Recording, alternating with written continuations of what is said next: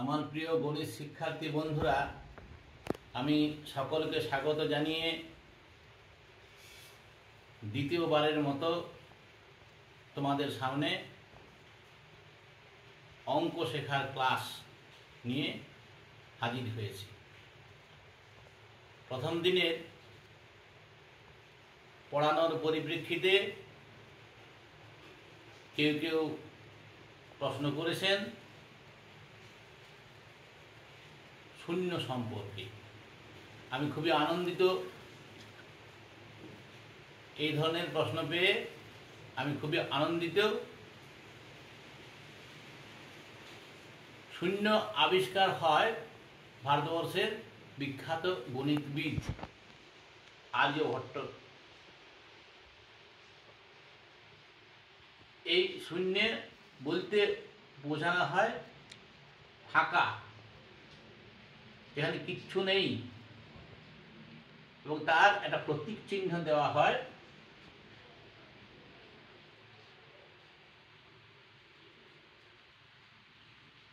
নয়টি অঙ্কের সাথে এই শূন্য গৃহীত হয়ে 10টি অঙ্ক হয়।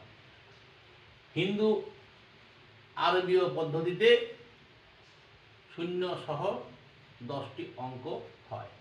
পরবর্তী ক্ষেত্রে আরবিয়ান কান্ট্রি থেকে এই ধারণা ছড়িয়ে পড়ে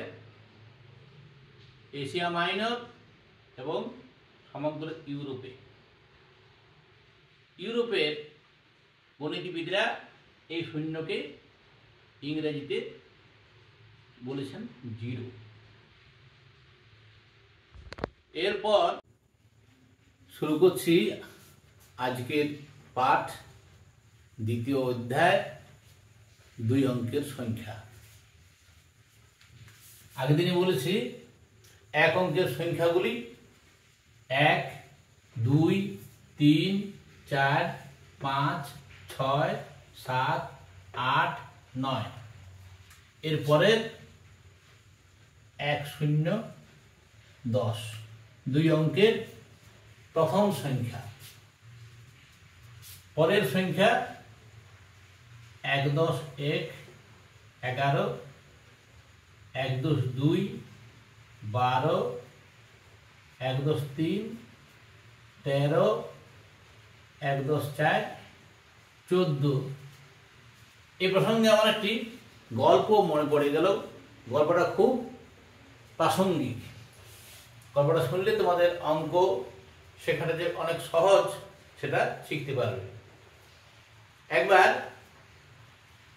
ঈশ্বরচন্দ্র তার বাবা ঠাকুরদাস বন্দ্যোপাধ্যায়ের সাথে লেখাপড়া শেখার জন্য বীরসিংহ গ্রাম থেকে কলকাতায় যাচ্ছিলেন। রাস্তায় প্রস্তর ফলকে একটা লেখা আছে। ঈশ্বরচন্দ্র জিজ্ঞাসা করলে বাবাকে, এটা কি? ওর বাবা বলল যে এটা মাইল ফলক, দেখো লেখা আছে 1।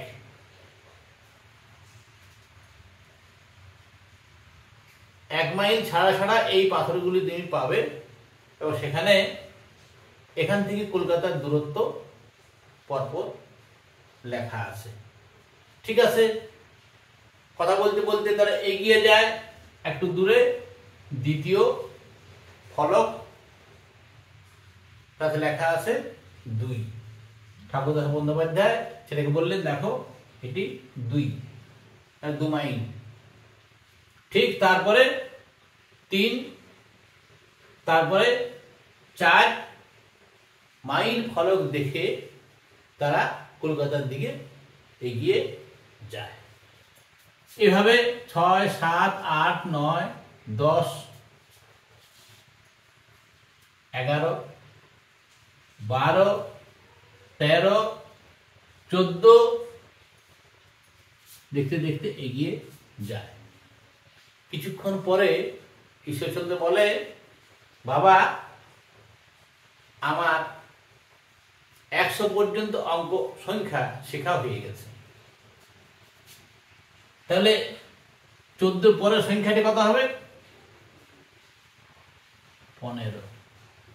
তারপরে 16, 17, 18, 19, 20।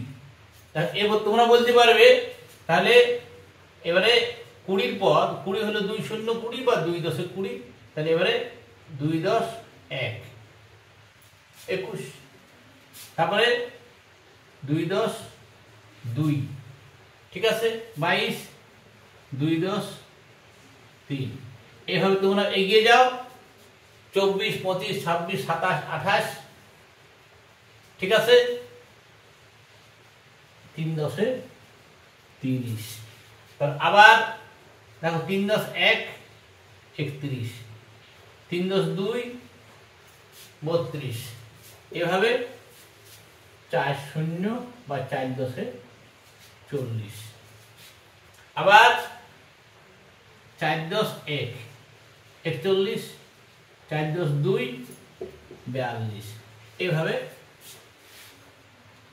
চলতেই থাকবে।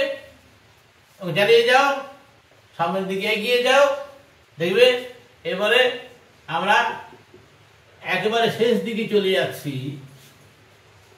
9 10 1 91, 9 10 2 92, পরের সংখ্যা 9 10 3 93, 9 10 4 94, 9 10 5 95, 9 10 6 96, 9 10 7 97, 9 10 8 98, 9 10 9 99। 2 অঙ্কের সংখ্যা শেষ। পরের সংখ্যাটি আমি লিখে রাখছি, পরের সংখ্যাটি 1 0 0 100, 3 অঙ্কের সংখ্যা। তাহলে আমরা 2 অঙ্কের সংখ্যা পেলাম 10 থেকে 99 পর্যন্ত।